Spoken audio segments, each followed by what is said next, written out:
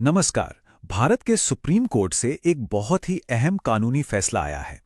ये फैसला यौन अपराधों से जुड़े एक बेहद संवेदनशील सवाल का जवाब देता है। तो चलिए समझते हैं कि ये पूरा मामला है क्या और इस फैसले के क्या मायने हैं। यह है इस फैसले की हेडलाइन। अब पहली नजर में यह बात थोड़ी चौंकाने वाली लग सकती है ना? लेकिन इसके पीछे ना एक बहुत ही जरूरी कानूनी बारीकी छिपी हुई है। चलिए इसको एक एक करके परत दर परत समझते हैं। तो सबसे पहले बात करते हैं सुप्रीम कोर्ट के स्पष्टीकरण की। देखिए, कोर्ट का मकसद यहां बिल्कुल साफ था। उन्हें गंभीर अपराधों के बीच की जो कानूनी सीमाएं हैं उन्हें साफ करना था। मतलब ये पक्का करना था कि हर अपराध को कानून के तहत उसकी सही कैटेगरी में रखा जाए, ताकि आगे चलकर कोई कंफ्यूजन ना रहे। अब इस पूरी बात को समझने के लिए हमें पहले इससे जुड़े कुछ खास कानूनों को समझना होगा। तो सबसे पहले आता है भारतीय दंड संहिता यानी आईपीसी। इसके तहत रेप के अपराध को जो चीज डिफाइन करती है वो है पेनिट्रेशन। कानून की नजर में यही वो लाइन है जिसके होने या ना होने से ये अपराध तय होता है, फिर चाहे वो कितना भी मामूली क्यों ना हो।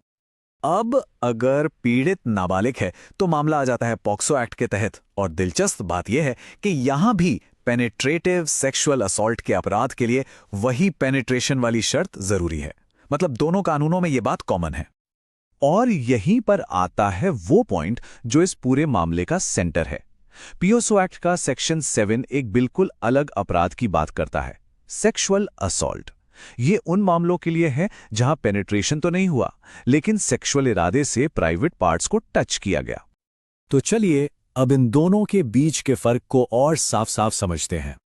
तो फिर इन दोनों के बीच का जो सबसे बड़ा कानूनी फर्क है वो आखिर है क्या? कोर्ट ने इसे कैसे समझाया है? ये अंतर बिल्कुल सीधा और साफ है।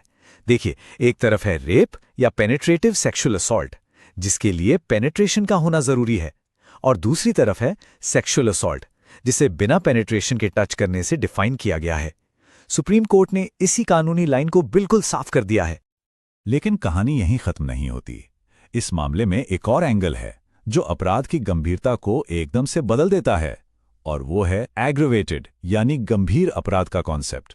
और वो एंगल क्या है? वो है विक्टिम की उम्र। कानून ये मानता है कि कम उम्र के विक्टिम्स की सिचुएशन ज्यादा सेंसिटिव होती है, और इसीलिए उम्र यहां एक बहुत ही जरूरी फैक्टर बन जाता है। और कानून में जो खास उम्र तय की गई है वो है 12 साल। इसका मतलब क्या हुआ? इसका मतलब ये है कि अगर वही एक्ट यानी बिना पेनिट्रेशन के टच करना किसी ऐसे बच्चे के साथ होता है जिसकी उम्र 12 साल से कम है, तो कानून इसे कहीं ज्यादा संगीन अपराध मानता है, और तब इसे एग्रावेटेड सेक्सुअल असॉल्ट यानी गंभीर यौन हमला कहा जाता है। तो फिर इस पूरे फैसले का निचोड़ क्या है? इसका मतलब क्या है? तो चलिए इस फैसले की 3 सबसे बड़ी बातों को एक बार फिर से समझ लेते हैं। पहली बात, बिना पेनिट्रेशन के प्राइवेट पार्ट्स को छूना कानूनी तौर पर रेप नहीं है। दूसरी बात, ये पॉक्सो एक्ट के सेक्शन 7 के तहत सेक्सुअल असॉल्ट है। और तीसरी और सबसे अहम बात, अगर विक्टिम की उम्र 12 साल से कम है तो यही अपराध एग्रेवेटेड सेक्सुअल असॉल्ट बन जाता है। न्याय प्रक्रिया के लिए ये क्लैरिटी बहुत बहुत जरूरी है।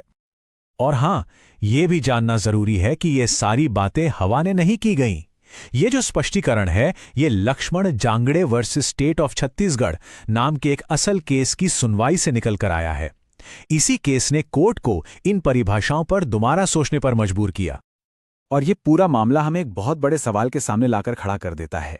जब कानून अपराधों को इतनी बारीकी और इतने साफ तरीके से डिफाइन करता है, तो इसका हमारी न्याय व्यवस्था पर, विक्टिम्स पर और एक समाज के तौर पर हम सब पर आखिर क्या असर पड़ता है?